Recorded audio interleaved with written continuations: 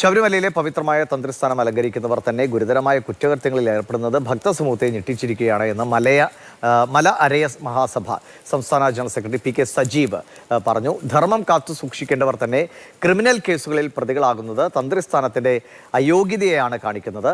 ഭക്തർ സമർപ്പിക്കുന്ന കാണിക്കയും അപഹരിക്കുന്നവർക്ക് ക്ഷേത്രത്തിൽ തുടരാൻ അവകാശമില്ല എന്നും സജീവ് പറഞ്ഞു.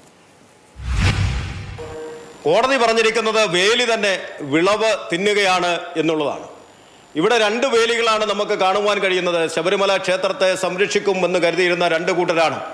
ഒന്ന് അവിടെ വന്ന തന്ത്രിമാര്, രണ്ട് ദേവസ്വം ബോർഡിന്റെ ഭരണാധിപന്മാര്. ദേവസ്വം ബോർഡിന്റെ രണ്ട് പ്രസിഡന്റുമാരും ഇന്ന് സ്വർണ്ണമോഷണ കേസിൽ അറസ്റ്റ് ചെയ്ത് ജയിലിൽ അകപ്പെട്ടിരിക്കുകയാണ്.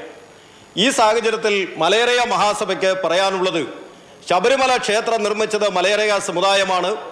ശബരിമല ക്ഷേത്രം മാത്രമല്ല, നിലയ്ക്കൽ മഹാദേവ ക്ഷേത്രം, പശ്ചിമ ദേവീക്ഷേത്രം, വള്ളിയാങ്കാവ് ദേവീക്ഷേത്രം, ഈ ക്ഷേത്രങ്ങളെല്ലാം നിർമ്മിച്ചത് മലയരയ സമുദായമാണ്. അതേ സമുദായത്തിന് ശബരിമല ക്ഷേത്രത്തിൻ്റെ താന്ത്രികാവകാശം തിരികെ നൽകുകയാണ് വേണ്ടത്. ശബരിമല ക്ഷേത്രത്തിൻ്റെ ഭരണാധികാരം മലയരയ സമുദായത്തിന് തിരികെ നൽകണമെന്ന് ഈ അവസരത്തിൽ മലയരയ മഹാസഭ ആവശ്യപ്പെടുകയാണ്.